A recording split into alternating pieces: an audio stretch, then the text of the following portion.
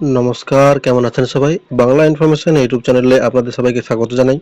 আজকে এসে গেছি আরেকটি নতুন বিজ্ঞপ্তি নিয়ে। আজকে আলোচনা করব আমরা ভারতীয় রেলের তরফ থেকে ৩০৯টি বিজ্ঞপ্তি বেরিয়েছে এবং সেটা বেরিয়েছে কর্মক্ষেত্র পত্রিকায় এবং সেই বিষয় নিয়ে আজকে আলোচনা করব। তো আলোচনা শুরু করার আগে সবার কাছে বলি, আমার এই ছোট্ট চ্যানেলটিকে তোমরা লাইক করো, সাবস্ক্রাইব করো চ্যানেলটিকে এবং পাশে থাকা বেল আইকনটিকে অন করে আমার সঙ্গে থাকো। বিভিন্ন পদে ৩০৯ জন কর্মী নেবে ভারতীয় রেলওয়ে। নিয়োগ করা হবে কলকাতা সহ মোট ১৪টি রেলওয়ে রিক্রুটমেন্ট বোর্ডের মাধ্যমে। এই নিয়োগের কর্মক্ষেত্র ২৪শে ডিসেম্বর সংখ্যায় এই নিয়োগ সম্পর্কে আগাম জানানো হয়েছিল। আরআরবি অনুসারে শূন্যপদের বিন্যাস হচ্ছে কলকাতা জোনে থাকছে চিফ ল অ্যাসিস্ট্যান্ট পদে ৫টি এবং আহমেদাবাদ জোনের জন্য থাকছে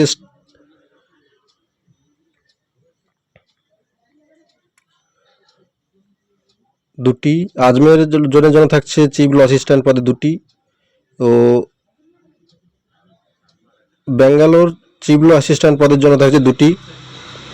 সেই সঙ্গে থাকছে ভোপাল জোনের জন্য থাকছে ১টি পদ এবং সেই সঙ্গে থাকছে ভুবনেশ্বর জোনের জন্য থাকছে টোটাল ৭টি পদ এবং পদের বিন্যাসগুলো আমরা একবার দেখে নেব।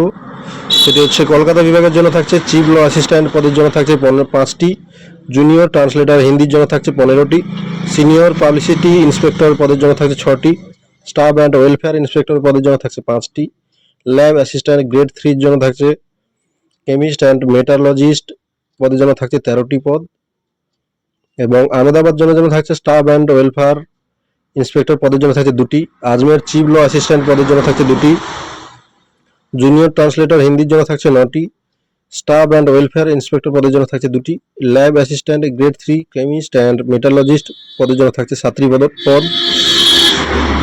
সেই সঙ্গে থাকছে ব্যাঙ্গালোর চিফ ল অ্যাসিস্ট্যান্ট পদের জন্য থাকছে ২টি, জুনিয়র ট্রান্সলেটর হিন্দির জন্য থাকছে ৪টি, সিনিয়র পাবলিসিটি ইন্সপেক্টর পদের জন্য থাকছে ১টি, স্টাফ অ্যান্ড ওয়েলফেয়ার ইন্সপেক্টর পদের জন্য থাকছে ২টি পদ।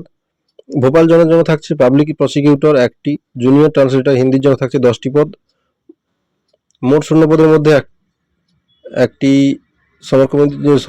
সমরকর্মীদের জন্য থাকছে সংরক্ষিত। ভুবনেশ্বর ভূমি পদের জন্য থাকছে জুনিয়র ট্রান্সলেটর হিন্দির জন্য থাকছে ৭টি, সিনিয়র পাবলিসিটি ইন্সপেক্টর পদের জন্য থাকছে ২টি, সেই সঙ্গে থাকছে assistant grade 3 chemist and metallurgist পদের জন্য থাকছে ৩টি, সেই সঙ্গে থাকছে বিলাসপুর জোনের জন্য থাকছে চিফ ল অ্যাসিস্ট্যান্ট ৩টি, জুনিয়র ট্রান্সলেটর হিন্দির জন্য থাকছে 6টি, সিনিয়র পাবলিসিটি ইন্সপেক্টর পদের জন্য থাকছে 1টি, lab assistant grade 3 chemist and মেটালজিস্টের জন্য থাকছে 3টি পদ এবং চণ্ডীগড় জোনের জন্য থাকছে চিফ ল অ্যাসিস্ট্যান্ট 3টি, জুনিয়র ট্রান্সলেটর হিন্দির জন্য থাকছে 26টি, সিনিয়র পাবলিসিটি ইন্সপেক্টর জন্য থাকছে 2টি। তারপর থাকছে চেন্নাই জোনের জন্য থাকছে জুনিয়র ট্রান্সলেটর হিন্দির জন্য থাকছে 19টি পদ, সিনিয়র পাবলিসিটি ইন্সপেক্টর পদের জন্য থাকছে 1টি, স্টাফ অ্যান্ড ওয়েলফেয়ার ইন্সপেক্টর পদের জন্য থাকছে 7টি। সেই সঙ্গে থাকছে গোরখপুর চিফ ল অ্যাসিস্ট্যান্টের জন্য থাকছে 1টি, জুনিয়র ট্রান্সলেটর জন্য থাকছে 15টি, স্টাফ অ্যান্ড ওয়েলফেয়ার ইন্সপেক্টর পদের জন্য থাকছে 3টি, সিনিয়র পাবলিসিটি ইন্সপেক্টর পদের জন্য থাকছে 2টি। সেই সঙ্গে থাকছে গুয়াহাটি জোনের জন্য থাকছে চিফ ল অ্যাসিস্ট্যান্ট 6টি, পাবলিক প্রসিকিউটর 2টি, জুনিয়র ট্রান্সলেটর হিন্দির জন্য থাকছে 10টি, স্টাফ অ্যান্ড ওয়েলফেয়ার ইন্সপেক্টর পদের জন্য থাকছে 1টি। মুম্বাই জন্য থাকছে পাবলিক প্রসিকিউটর 4টি, জুনিয়র ট্রান্সলেটর হিন্দির জন্য থাকছে 51টি, স্টাফ অ্যান্ড ওয়েলফেয়ার ইন্সপেক্টর পদের জন্য থাকছে 2টি, lab assistant grade 3 chemist and মেটালজিস্টের জন্য থাকছে 13টি পদ। পাটনার জন্য থাকছে জুনিয়র ট্রান্সলেটর হিন্দির জন্য থাকছে 15টি মোট। তারপর থাকছে প্রয়াগরাজ জুনিয়র ট্রান্সলেটর হিন্দির জন্য থাকছে 15টি পদ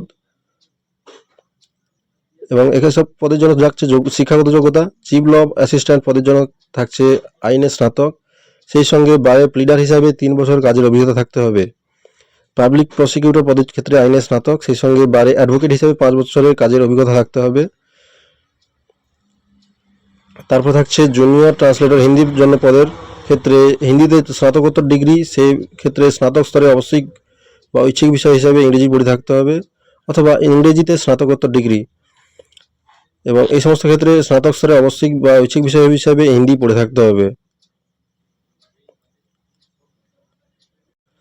সিনিয়র পাবলিসিটি ইন্সপেক্টর পদের ক্ষেত্রে স্নাতক, সেই সঙ্গে পাবলিক রিলেশনস বা অ্যাডভার্টাইজিং বা জার্নালিজম বা মাস কমিউনিকেশনে ডিপ্লোমা, এবং এই ক্ষেত্রে 2 বছরের কাজের অভিজ্ঞতা থাকলে অগ্রাধিকার পাবে।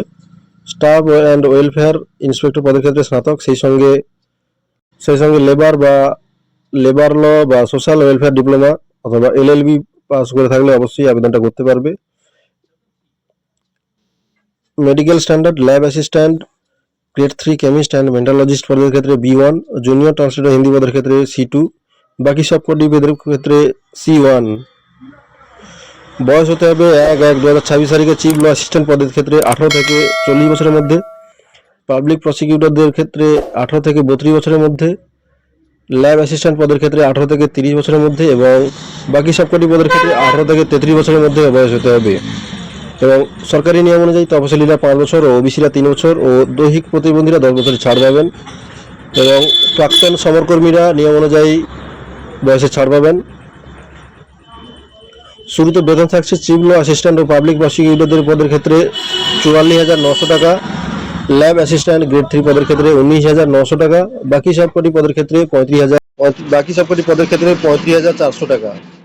প্রার্থী বাছাই করা হবে কম্পিউটার ভিত্তিক পরীক্ষার মাধ্যমে। পরীক্ষায় অবজেক্টিভ ধরনের মাল্টিপল চয়েস প্রশ্ন থাকবে। সংশ্লিষ্ট বিষয়গুলি হচ্ছে 50 নম্বর, জেনারেল অ্যাওয়ারনেস 15 নম্বর, ম্যাথামেটিক্স 10 নম্বর, জেনারেল ইন্টেলিজেন্স অ্যান্ড রিজন নম্বর এবং জেনারেল সায়েন্স 30 নম্বর।